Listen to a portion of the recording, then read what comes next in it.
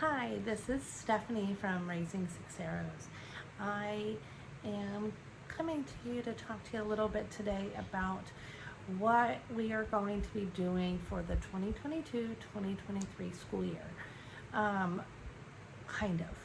So a lot of it has been so up in the air. Normally I already know exactly what I'm doing. I have the curriculum either ordered or already here and already planning things and getting things all prepared and ready.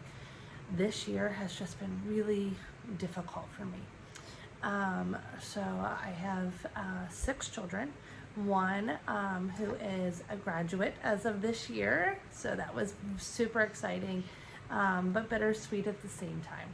So Julia, yes, she has graduated and she has asked to wait to take her senior photos in her cap and gown and everything until the fall, because she would like to do it with the picturesque mountains and vineyard in the background, and they are just spectacular views in September. So those photos and things will be a lot later, and thankfully we have the privilege to wait whenever we want to do them, for graduation. But she is graduated, and the youngest is Mackenzie, and she is I guess almost pretty much a toddler now. She is about 16 months, and so as this is being recorded, so and then all in between. So if you haven't heard our homeschooling journey, we started about this will be our 4th year. So with, So Donovan is who we really felt led to start homeschooling when he was getting ready to go into kindergarten. And my husband and I were homeschooled, and so I just went with what I knew. And we did a Becca, and that was it. Everything. Jumped right on in. And so I thought that homeschooling was supposed to look like school at home. And so we set up a desk and an area, and it looked like a classroom in our house, but it was just a small little niche in our home. And I was so excited and thought this was it. And slowly learned that there's a whole lot more to homeschooling than that. There's learning styles and how do you teach, and learning how to teach your child's learning style, and there's so much curriculum and different things. Well, it was also hard for me because we live overseas, as my husband is military, and so I had no clue what to do, what I was looking for. I didn't have a homeschool mama older, and seasoned to help teach me or know anything, so really felt quite alone through the whole process. We kept going with things, trying to learn and trying to tweak, and fast forward, we also then our older children, so I have 2 more in high school, and then Donovan's elementary, and then we also have Malachi, who is in, I guess, preschool age. But we started with Liberty University Online Academy for our older children. It worked for one of our children, and the other 2 it did not. So last year we pulled the 2 home, Julia and Jonathan, and I had Donovan, and I thought I was going to do Malachi, Donovan, Jonathan, Julia, and I can do this. And we're just using textbooks, and we're teaching and doing. So I'm very eclectic. We were doing classical, we were doing Charlotte Mason, we were doing some traditional, very just kind of mix and match, trying to really figure out. And then I'm also learning the older children's learning styles. What did they know? What did they not learn? How can I help them propel forward? And what is the plan that God has for them, as He laid on my husband and I heart to homeschool the high schoolers last year. So Diana still is in Liberty University Online Academy. It works for her. She loves it. It just was not a fit for the other 2 kids. And that's okay. And for me, it took a huge big step in saying it's okay that it's not for them, and to be okay with Julia wanting to pull back from LUOA in her senior year. She's like, I don't want to do this. It's not for me, Mom. Please, please. And so I did, and it was a wonderful year. Yes, lots of bumps along the way, still learning different things. Jonathan, we learned what he would like and what he wouldn't like. So fast forward to now, what are we going to do? And as I'm writing out, like, okay, so we're going to do this, we're going to do that. Same kind of style as last year, but it wasn't what I was feeling God laying on my heart, that this is what I want for you to do with your children. And so I'm like, okay, I've got to just really lean into this and lean into prayer and just see and hear what he has for me.